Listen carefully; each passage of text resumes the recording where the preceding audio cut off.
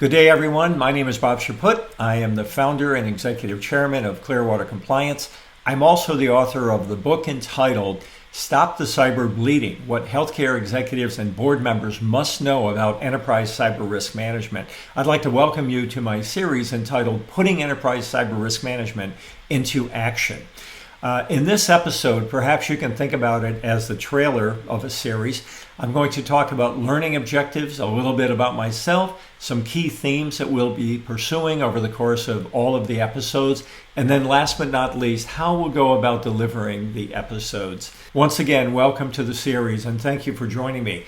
The bottom line up front is as follows. Through this series of episodes, I hope to assist you, no matter where you are in the organization, no matter what your role is, in establishing, implementing, and maturing a real risk-based enterprise cyber risk management program.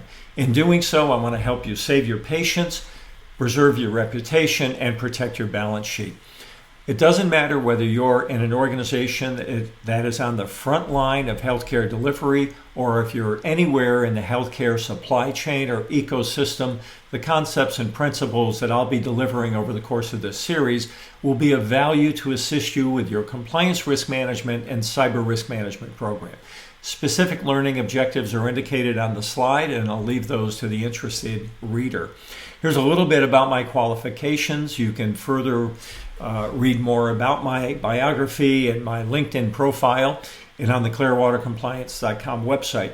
Most importantly, if after checking out my background and listening to some of the episodes I'll be delivering, if you find that we may share the same passion around patient safety and enterprise cyber risk management, please let's connect on LinkedIn. In terms of the delivery of this material, it will be based on the book that I mentioned earlier, Stop the Cyber Bleeding. It's not a requirement that you purchase the book. There's not an accompanying textbook for this series. However, if what we deliver, or what I deliver to you over the course of the series is of value to you, and you're looking for a way to express some appreciation, you may certainly navigate to the Amazon Superstore and find the book in any of a variety of different formats. The material that I will present will, in addition to being based on the book, will cite other references and resources which I'll provide to you along the way. I plan to deliver a complete overview on enterprise cyber risk management in a series of brief, I'm hoping 8 to 10 minute episodes that will be digestible and will focus on one key concept and three underlying elements, if you will. I'm going to do my best to stick with that construct of a concept and three underlying elements, but there may be times when I deviate from that because I won't be able to quite fit 5 pounds into a 3-pound bag. The illustration that's on the slide talks about healthcare imperatives. Some people might refer to them as healthcare tenets. There are many of them. I'm choosing to focus on quality and safe care, access to care, and timely care. And I'll go into each one of those elements when we come to that particular episode. Among my other objectives, my goal here is to help you be in a position to help your C-suite executives and your board members become what I'll call ECRM enablers. We're not trying to turn them into experts. And in the course of going through the various episodes, I'll be navigating somewhere between the boardroom and the engine room at various points along the way. There'll be a great deal of emphasis, as I mentioned, on helping you help your C-suite and your board.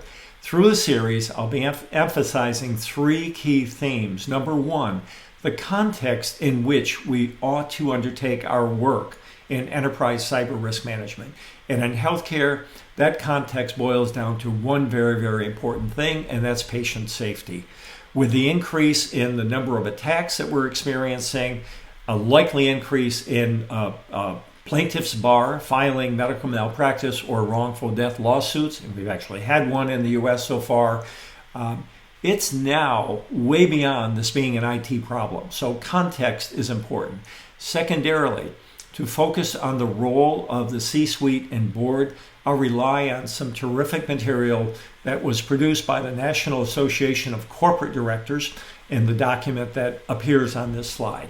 And then last but not least, we'll be talking about best practices the majority of which will emanate from the National Institute of Standards and Technology, who has provided for us a plethora of free, terrific resources that will help you establish a truly risk-based, parentheses, not checklist-based, approach to your enterprise cyber risk management program.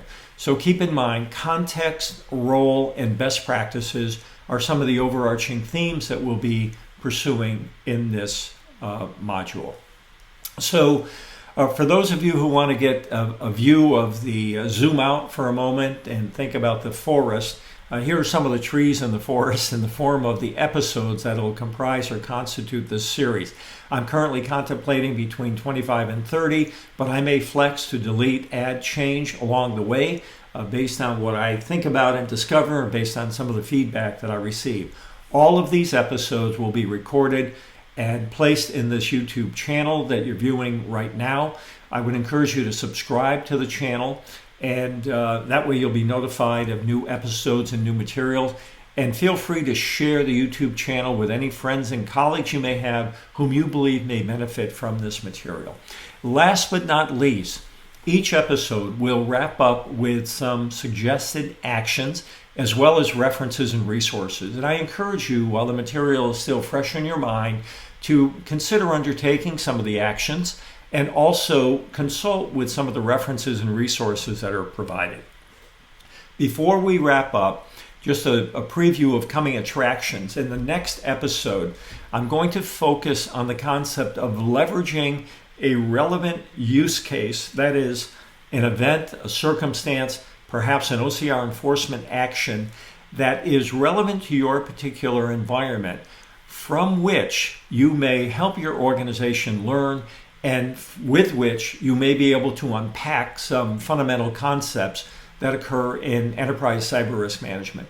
So as an example, in the upcoming episode, I'm going to be speaking about a radiology department attack and use that use case to explore three key elements of enterprise cyber risk management: confidentiality, integrity, and availability. Until then, please subscribe to the YouTube channel. Be well, be secure, and I'll see you next time. Thank you.